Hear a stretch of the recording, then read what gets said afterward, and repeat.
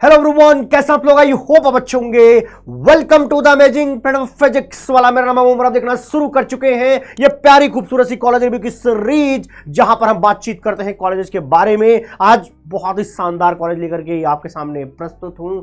आज जो कॉलेज है वो एनआईटी में दूसरे नंबर पर आता है, दैट इज एनआईटी सूरतकल। बहुत ही शानदार एनआईटी, इसके बारे में चर्चा हम करते हैं आगे की तरफ। चलिए देखते हैं भैया। एनआईटी सूरतकल कैंपस अच्छा खासा है, सुंदर सा है। बनाया गया कब था भैया? 1960 में। वैसे 1959 में पहली बार स्टैब्लिश किया गया था, जो कि था एनआईटी वारंगल, और इसके बाद एनआईटी स्टैब्लिश होना शुरू हुई थी। ठीक है, सब जो शानदार 10 से 12 एनआईटी इनिशियली बनाई गई थी, वो निश्चित रूप से आज भी आप देखेंगे तो एनआईएफ रैंकिंग में वो ऊपर ही आपको दिखाई देती हैं। आइए देखते हैं भैया। लोकेशन जो है सूरतकल कर्नाटका में है। कभी कभी इसको एनआईटी कर्नाटका के नाम से भी आप कहीं कहीं सुनते या पढ़ते जरूर होंगे। एरिया देखिए भैया, 296 एकड़ का, तो 300 एकड़ का कैंपस, बहुत ही शानदार कैंपस बोला जाएगा। ठीक है, एनआईएफ रैंकिंग की बात करें तो भैया 10वें नंबर पर इंजीनियरिंग में आता है। मतलब ये है कि टॉप 10 इंजीनियरिंग कॉलेज में आता है मेरे भाई।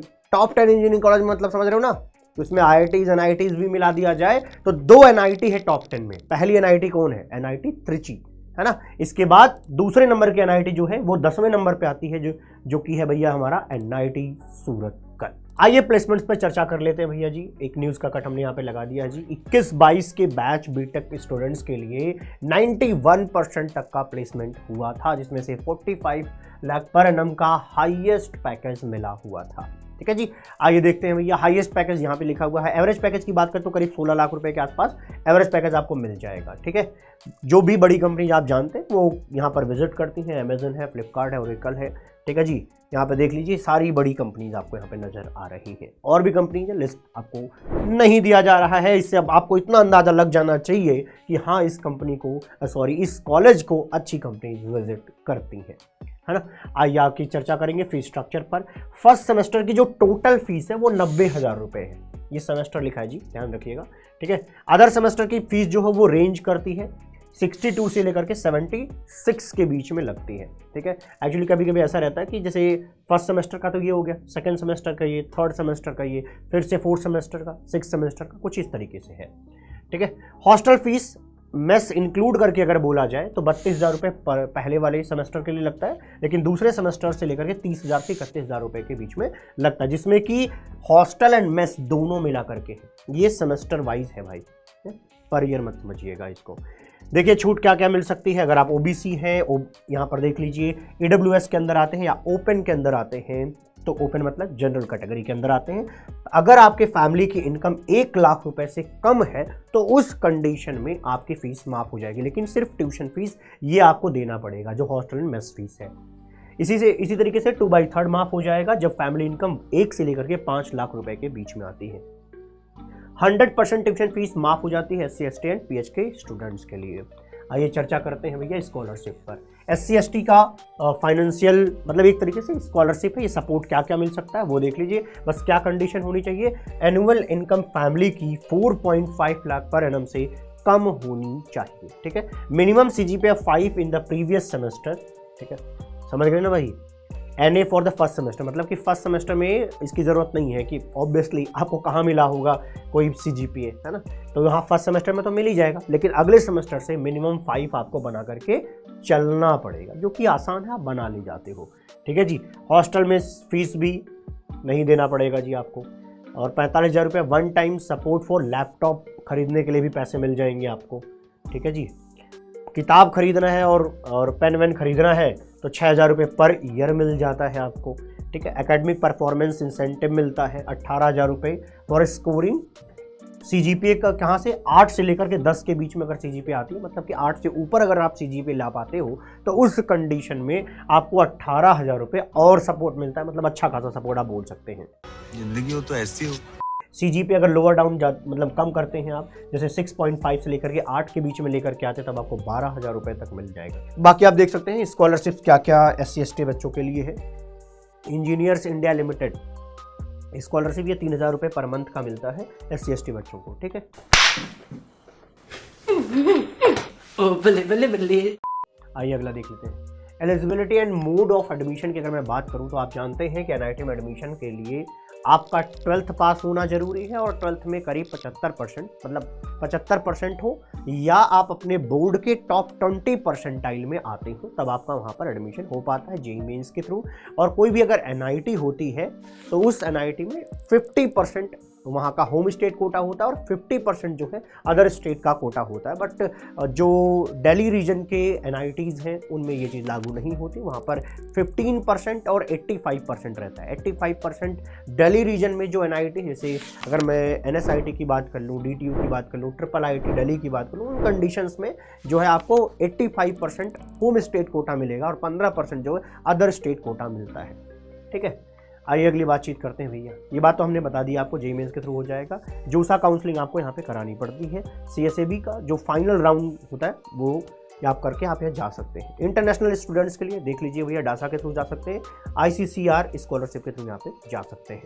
ठीक है, चलिए चर्चा करते हैं अगली चर्चा कट ऑफ पर है। ये आपके लिए जानना बड़ा ज़रूरी है, क्योंकि भैया यहाँ से आप ये समझ सकते हैं कि हमें किस रैंक तक कम से कम लाना पड़ेगा अगर आपके लिए ये फेवरेट वाला एनआईटी है, तो अगर आप वहाँ पे जाना चाहते हैं तो निश्चित रूप से। चलिए देखते हैं। कंप्यूटर साइंस की बात करूँ तो जनरल के लिए 3000 रैंक होम स्टेट, मतलब अगर आप कर्नाटका के हैं होम स्टेट तो 3000 रैंक लाना पड़ेगा, है ना। अदर स्टेट का तो 1600 रैंक लाएंगे तभी हो पाएगा, मतलब अच्छी रैंक लानी पड़ेगी यहाँ पर। ठीक है, अब बाकी देखिए ईडब्ल्यूएस से लेकिन नीचे जो भी रैंक लिखी गई है ये सब उनके कैटेगरी की अपनी रैंकिंग है, ये जनरल रैंकिंग नहीं है। जनरल रैंकिंग सिर्फ इतने के लिए लिखा गया है। ईडब्ल्यूएस कोटे में अगर आपका 1173 रैंक आता है तो होम स्टेट में आप यहाँ पर एडमिशन ले पाएंगे। अदरवाइज आपको यहाँ पर देख लीजिए कितना दिख रहा है, 247 रैंक लाना पड़ेगा। ठीक है, इसी तरीके से आप आगे भी बात समझ जाएंगे। यहाँ पर अगर मैं इसी की बात करूँ तो इसी में देखिए भैया, होम स्टेट 6000 लेकिन अदर स्टेट 5000 रैंक लानी पड़ेगी। अगली चर्चा है भैया जी ट्रिपल ई के लिए अगर हम बात करें तो करीब 9,500 रैंक तक हो जाएगा। ठीक है, और यहाँ पर कितना है 7316। ठीक है, और बाकी ये जो भी कुछ नीचे लिखा गया इनकी कैटेगरी की रैंकिंग में किनारे हर बार हो जाता हूँ, अगर आप चाहें तो स्क्रीनशॉट लेकर के चीज़ें देख सकते हैं, कंपेयर कर सकते हैं। ठीक है, अगली चर्चा कर लेते हैं भैया। ये अगला है मैकेनिकल इंजीनियरिंग के लिए, तो आप 16000 रैंक तक यहाँ पर आ सकते हैं। अगर आप होम स्टेट में हैं, अदर स्टेट से आप 12000 रैंक तक आप चले आएंगे जी। आइए भैया अगला देखते हैं। केमिकल इंजीनियरिंग की बात करें तो 20000 रैंक तक आप यहाँ पे आ सकते हैं, 15000 रैंक अदर स्टेट, बाकी आप कैटेगरी रैंकिंग इस तरीके से आप देख पाएंगे। क्लियर है मामला। अगला देख लेते हैं जी। अगला है सिविल इंजीनियरिंग, 33000 तक आप यहाँ पे जा पाएंगे। अगर आप अदर स्टेट में जाएं तो अदर स्टेट की बात करें तो 22000 रैंक तक आपको लाना पड़ेगा। ठीक है, आइए अगला कौन है भैया। अच्छा, मेटलर्जी है, देख सकते हैं आप रैंकिंग देख सकते हैं 30000 के आसपास, 22000 के आसपास है।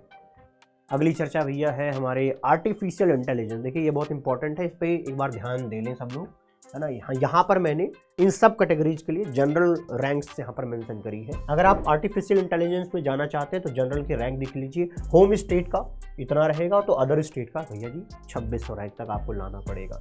ठीक है, अगला देखिए computational and data science and engineering की अगर मैं बात करूँ तो ये देखिए करीब 5000 रैंक होम स्टेट, लेकिन यहाँ पर 3700 तक आप अदर स्टेट से जा सकते हैं। इंफॉर्मेशन टेक्नोलॉजी 4000 रैंक, ये भी 4000 से कम ही रैंक लाना पड़ेगा तब आप यहाँ पे जा पाएंगे।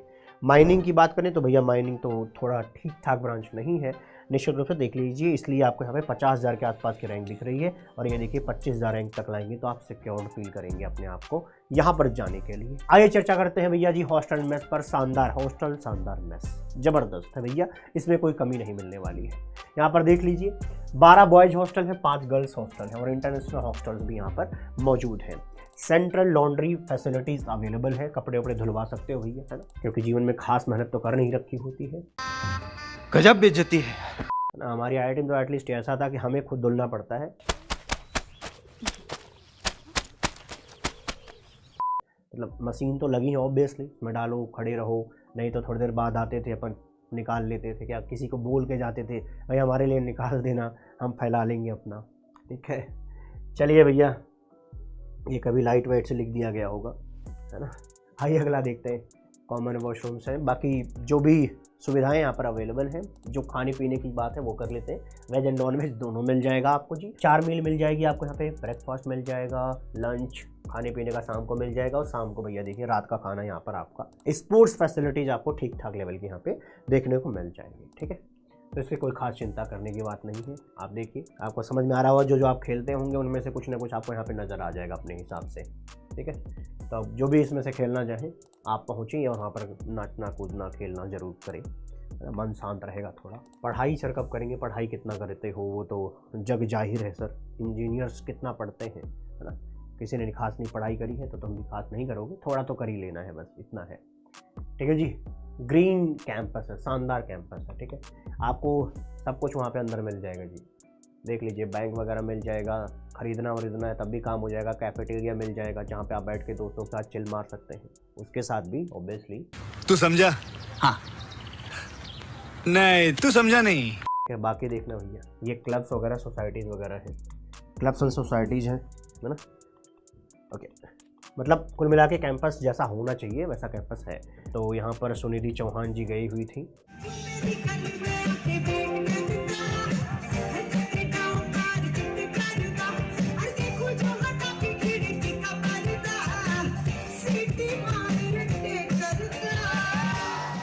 देखिए, इनका फेस्ट होगा, शानदार फेस्ट होगा कोई ना, कल्चरल फेस्टिवल है इनका। ठीक है, इंसिडेंट, अच्छा जी, तो भैया ज़रूर यहाँ पर इंसिडेंट होंगे कुछ। अगले अगली चर्चा है हमारी नोटेबल एलुमनाइज पर। तो देखिए भैया, ये हमारे अर्जुना अवार्डी हैं, हमारे Indian professional para badminton player. ठीक है, ये देख लीजिए, ये वेंचर कैपिटलिस्ट शायद आप नहीं जानते होंगे। ये क्या करते हैं, इन्वेस्ट करते हैं। अगर मान लीजिए कोई स्टार्टअप है, उसको फंड की ज़रूरत है, तो यहाँ पे समझिए उनको पिच करना है, और ये भाई क्या करेंगे, उसमें पैसे डालेंगे स्टार्टअप के अंदर, उसके बदले उससे कुछ ना कुछ इक्विटी ले रहे होंगे। तो ये अच्छा खासा काम कर रहे हैं भैया, आपके काम के हो सकते हैं अगर आप स्टार्टअप वगैरह करते हैं तो, है ना। यहाँ पहुँचिए, आप उनको बताइए कि भैया हम तो आपके कॉलेज के बंदे हैं, हमें तो कम से कम दिया जा सकता है, हमारी इक्विटी लीजिए हमारे कंपनी की और हमें कुछ पैसे थमाइए। ठीक है, आइए मिलते हैं अगली वीडियो में। तब तक के लिए खुश रहिए, प्रसन्न रहिए, आबाद रहिए, जिंदाबाद रहिए। Bye bye, take care, love you all. मिलते हैं अगली वीडियो में। लेकिन अगर तुम्हें कोई भी कॉलेज ऐसा लगता है जो ज़रूरत है, जिसका आपको पता होना ज़रूरी है, जिसके बारे में आपको पता होना ज़रूरी है, ज़रूर बताइएगा। Bye bye, take care, love you all.